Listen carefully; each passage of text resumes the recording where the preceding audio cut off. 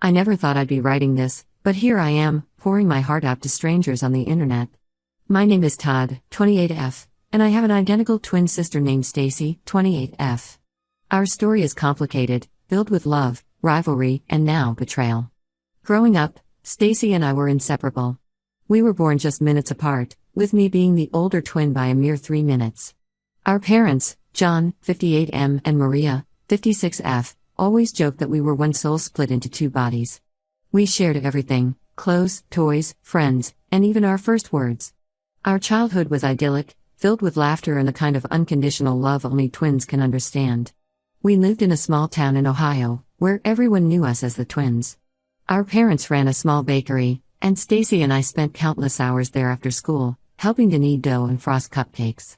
Those were some of the happiest memories of my life: the smell of fresh bread, the warmth of the ovens, and Stacy's flour-covered face as we giggled over some shared joke. But as we grew older, cracks began to appear in our perfect twinship. It started small. Stacy wanted to cut her hair short in 5th grade, while I wanted to keep mine long. She joined the soccer team, while I preferred to stay inside and read. These little differences snowballed as we entered our teenage years. By high school, we were like night and day. Stacy became the extrovert, always surrounded by friends and admirers. She was bold, adventurous, and seemed to excel at everything she tried. I, on the other hand, became more introverted. I focused on my studies, joined the debate team, and spent my weekends volunteering at the local animal shelter. Our different paths led to tension at home. Our parents tried to treat us equally, but it was clear they struggled. They'd praise Stacy for her athletic achievements, then awkwardly try to find something to compliment me on. I knew they loved us both, but I couldn't help feeling like I was living in Stacy's shadow. The real turning point came during our senior year of high school.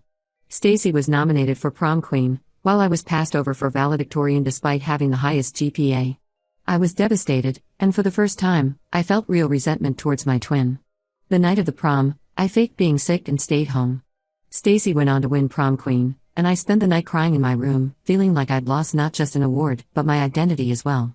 After graduation, we both got accepted to State University. I was excited at first, thinking this might be a chance for us to reconnect.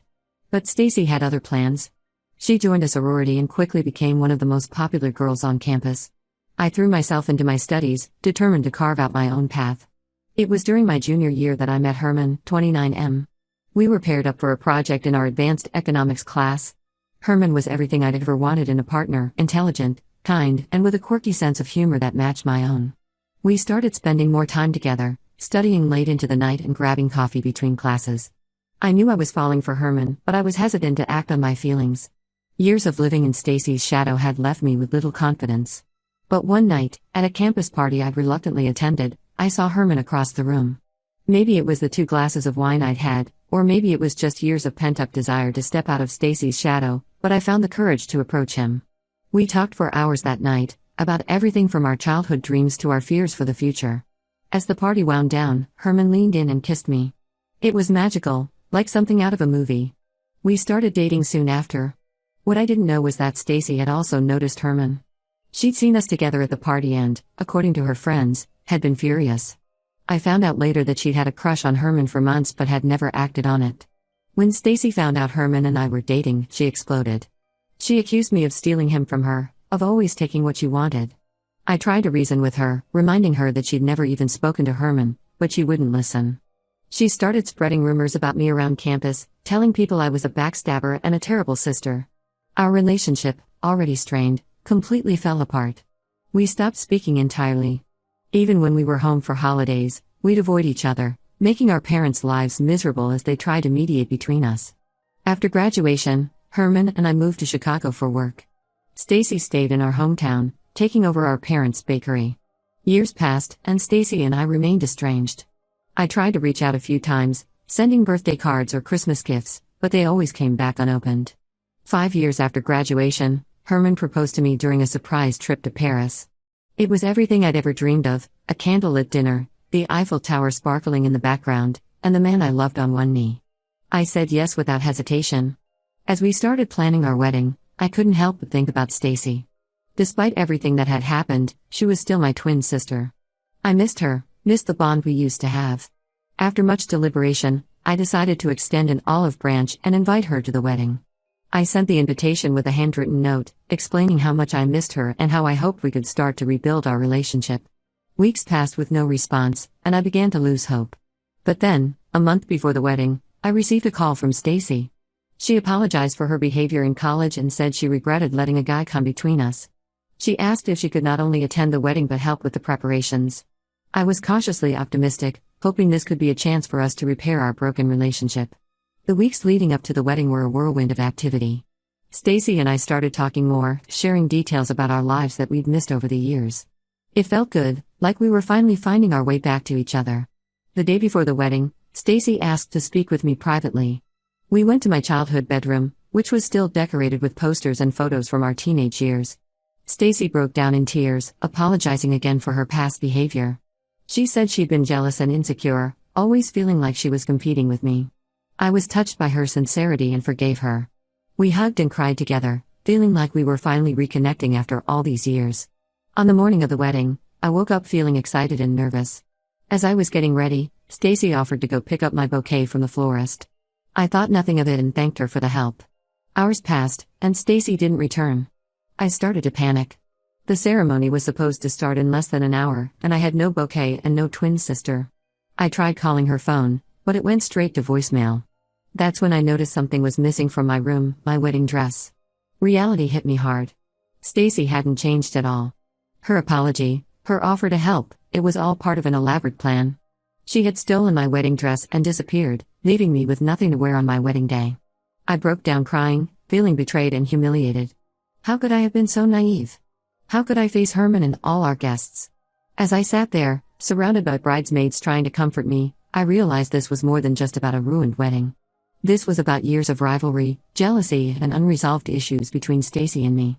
Now, I'm sitting here, writing this post instead of walking down the aisle. Herman is furious, our guests are confused, and I'm torn between anger and heartbreak. I don't know what to do. Should I try to salvage this wedding somehow? Should I press charges against Stacy for theft? Or should I just accept that my relationship with my twin sister is beyond repair? I need advice. Reddit. How do I move forward from here? Update 1, it's been a month since the wedding disaster, and I'm still trying to process everything that's happened. First, I want to thank everyone for their support and advice. Your comments really helped me gain perspective on the situation. After the initial shock wore off, Herman and I decided to postpone the wedding rather than try to salvage it that day. We sent our guests home with apologies and promises to reschedule. Herman was incredibly understanding and supportive throughout the whole ordeal, which only made me love him more. As for Stacy, she disappeared completely. Her phone was turned off, and none of our family or friends knew where she was. Our parents were beside themselves with worry. They kept calling me, asking if I'd heard from her, blaming themselves for not noticing how bad things had gotten between us. I was torn between worry and anger. Part of me wanted to file a police report for the theft of my wedding dress, while another part just wanted to forget she existed. I spent nights lying awake, replaying our childhood memories, trying to pinpoint where things had gone so wrong. A week after the failed wedding, I received a package in the mail. Inside was my wedding dress, cleaned and neatly folded, along with a handwritten letter from Stacy. The letter was long and rambling, filled with apologies and explanations. She wrote about how seeing me happy with Herman had brought up all her old feelings of jealousy and inadequacy. She claimed she never intended to actually wear the dress or ruin the wedding, but had panicked at the last minute and ran away. She went on to explain that she'd always felt like she was living in my shadow, despite her outward success. While I saw her as the popular, confident twin, she saw herself as constantly striving to measure up to my academic achievements and quiet confidence. She wrote about how she'd struggled with depression and anxiety for years but had hidden it behind a facade of cheerfulness and popularity. I didn't know how to feel about her explanation. On one hand, I was relieved to have my dress back and to know that Stacy was safe. On the other, her actions had caused so much pain and embarrassment. I showed the letter to Herman, and we had a long talk about what to do next. We decided to give Stacy one last chance to make things right. I called her and asked her to meet us at a neutral location, a coffee shop in our hometown. To my surprise, she agreed. The meeting was tense and emotional. Stacy looked terrible, like she hadn't slept in days. She broke down crying almost immediately, repeating her apologies and begging for forgiveness. Herman, always the level-headed one, suggested that we all attend family counseling together to work through our issues. Stacy agreed readily, seeming desperate to make amends. Over the next few weeks, we attended several counseling sessions. Our parents joined us for some of them, and it was eye-opening to see how our rivalry had affected the whole family. Mom admitted that she'd always favored Stacy, seeing her as the more fragile twin who needed more support. Dad, on the other hand, said he'd always been closer to me, appreciating my quieter nature that matched his own. These sessions were hard and often uncomfortable, but we started to make progress. Stacy opened up about her feelings of always being in my shadow, how she felt I always got everything she wanted. I shared my own feelings of hurt and betrayal, not just from the wedding incident but from years of her hostility. We talked about our childhood, about the little moments that had driven wedges between us. Like the time in middle school when Stacy had a crush on a boy, only to find out he liked me instead. Or the time I won a writing contest that Stacy had also entered, leading to weeks of cold silence between us. Through these sessions, we began to understand each other better. We weren't solving all our problems overnight, but we were at least communicating honestly for the first time in years. As for the wedding, Herman and I decided to plan a smaller, more intimate ceremony. We're thinking of having it in a few months, giving us time to heal and hopefully rebuild some family relationships. Our parents are thrilled that we're working things out. Mom has started baking again, something she'd given up when the tension between Stacy and me had been at its worst. She's talking about making our wedding cake, just like she'd always dreamed of doing. I'm still not sure if I can ever fully trust Stacy again, but I'm cautiously optimistic about the future. We're taking things one day at a time, trying to rebuild our sisterhood on a foundation of honesty and mutual respect. There are still bad days, days when the hurt and anger resurface. But there are good days too, days when I catch a glimpse of the closeness we used to share. Yesterday, Stacy and I spent the afternoon looking through old photo albums, laughing at our matching outfits and terrible haircuts. For a moment, it felt like old times. I'll keep you updated on how things progress. Again, thank you all for your support during this difficult time. It's been a long, emotional journey, but I'm hopeful that we're on the right path. Update 2. It's been 6 months since my last update, and I have some surprising news to share.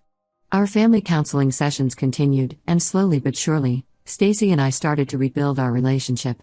It wasn't easy, and there were many moments when I questioned whether it was worth the effort. But gradually, we began to rediscover the bond we'd had as children. As we worked through our issues, Stacy revealed something that shocked me. She confessed that her feelings for Herman hadn't been just a crush. They had actually dated briefly during our freshman year of college, before Herman and I even met. It only lasted a few weeks, and they both agreed it wasn't working out. Stacy said she never told me because she felt ashamed and didn't want to complicate things when Herman and I started dating. This revelation hit me hard. I felt betrayed by both Stacy and Herman for keeping this from me for so long. Herman swore he didn't tell me because it had been so brief and meaningless, and he didn't want to create drama between Stacy and me. Still, it took me a while to process this information and decide how I felt about it. I took some time away from both of them to clear my head. I went on a solo trip to the mountains, spending a week hiking and camping. Being alone in nature gave me the space I needed to sort through my feelings. I thought about my relationship with Herman, about the years we'd spent together and the future we'd planned. I thought about Stacy, about our shared history and the progress we'd made in repairing our relationship. When I returned, I had a long, honest conversation with Herman. He apologized profusely for not telling me about his brief relationship with Stacy. He explained that at the time, he didn't think it was important enough to mention, and as more time passed, it became harder to bring up. I could see the regret and sincerity in his eyes. I also had a heart-to-heart with Stacy. She told me more about her relationship with Herman, how it had been mostly based on physical attraction and had fizzled out quickly. She admitted that seeing Herman and me together had initially brought up feelings of jealousy and inadequacy, which had contributed to her hostility towards me. After much soul-searching and many more counseling sessions, I realized that while I was hurt by the secrecy, it didn't change my feelings for Herman or my desire to marry him. If anything, it helped me understand Stacy's behavior better. Her jealousy and resentment suddenly made more sense. With this new understanding, Stacy and I were able to have some really honest conversations about our past, our feelings, and our hopes for the future. We both realized how much we'd missed having each other in our lives. We started spending more time together, just the two of us.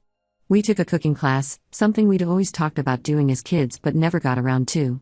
It was during one of these classes, as we laughed over our failed attempt at making macaron, that I felt the last of my resentment toward Stacy melt away.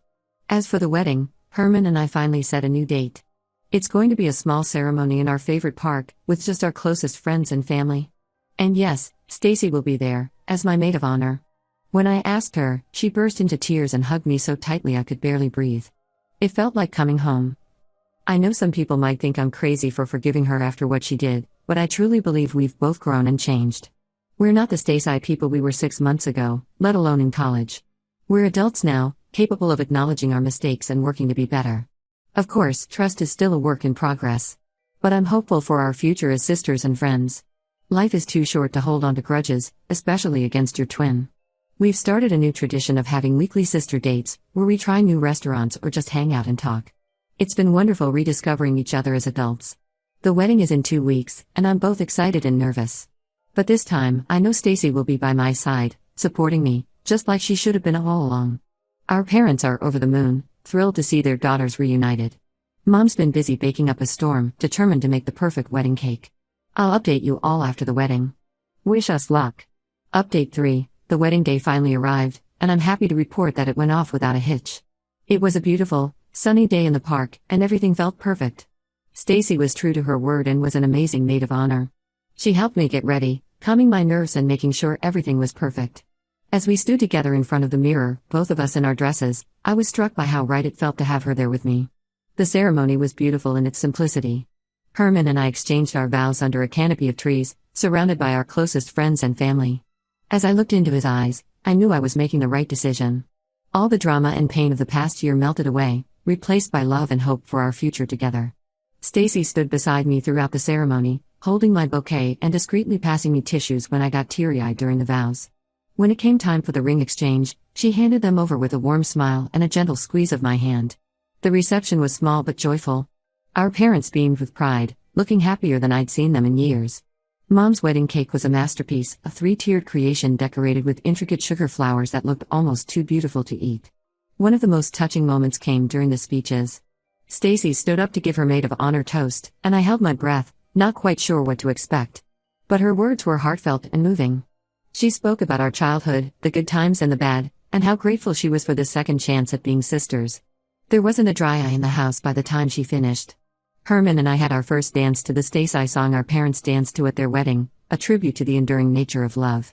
As we swayed to the music, I caught sight of Stacy dancing with our dad, both of them laughing at some shared joke. As the night wore on, Stacy and I even did our old twin telepathy party trick, much to everyone's amusement. We perfected it as kids, and it felt good to fall back into that easy synchronicity. The evening wasn't without its emotional moments. At one point, I found Stacy sitting alone, looking pensive. When I asked her what was wrong, she admitted that she was feeling a mix of happiness and regret, happy for me, but regretting the years we'd lost to our rivalry. We ended up hugging and crying together, promising to never let anything come between us again. As Herman and I prepared to leave for our honeymoon, Stacy pulled me aside for a private moment. She thanked me for giving her another chance and promised to be the sister I deserved from now on. We hugged tightly, both of us crying happy tears. It felt like we'd come full circle, finally healing the wounds of the past. Herman and I are now on our honeymoon, enjoying the beach and each other's company. I feel like I'm starting this new chapter of my life with a clean slate, a loving husband, a repaired relationship with my twin, and a heart full of hope for the future. When we return, Stacy and I have plans to revive our parents' old bakery together. We're going to combine her business savvy with my baking skills and turn it into something special. It feels right, like we're honoring our past while building our future. As I sit here on the beach, watching the sunset with Herman, I can't help but reflect on the journey that brought me here. It wasn't easy, and there were times when I thought I'd lost everything. But through it all, I've learned the value of forgiveness, the strength of family bonds, and the power of second chances. Thank you all for following this crazy journey with me. Your support and advice helped me navigate one of the most challenging periods of my life. Here's to new beginnings, the power of forgiveness, and the unbreakable bond of sisterhood.